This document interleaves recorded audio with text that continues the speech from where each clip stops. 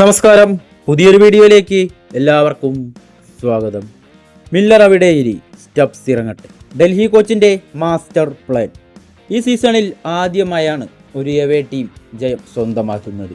ലക്നൌവിനെ അവരുടെ തട്ടകത്തിലിട്ടു തീർത്തു അക്സറും സംഘവും. സൂപ്പർ ജയൻസിനെതിരെ 6 വിക്കറ്റിനാണ് ഡൽഹി ജയിച്ചു കയറിയത്.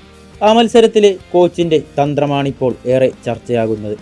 വെടിക്കെട്ട് താരം ഡേവിഡ് മില്ലർ ബാറ്റിങ്ങിന് ഇറങ്ങാൻ തുടങ്ങുമ്പോൾ പെട്ടെന്ന് ഓടി വന്ന് സ്റ്റബ്സിനെ ബാറ്റിങ്ങിന് അയക്കുകയായിരുന്നു പരിശീലകനായ ഹേമങ് ബദാനി. 26 റൺസിന് 4 വിക്കറ്റ് നഷ്ടമായ ഡൽഹിക്ക് റിസ്വി സ്റ്റബ്സ് കൂട്ടുകെട്ടാണ് വിജയത്തിലേക്ക് എത്തിച്ചത്.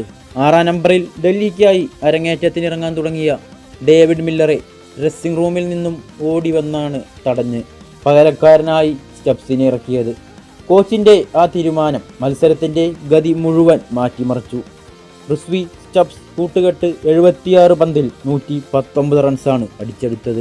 മത്സരത്തിൽ ഇമ്പാക്ട് പ്ലെയറായി എത്തിയ റിസ്വി അർദ്ധ സെഞ്ചുറിയും നേടി കളിയിലെ മികച്ച താരമായി.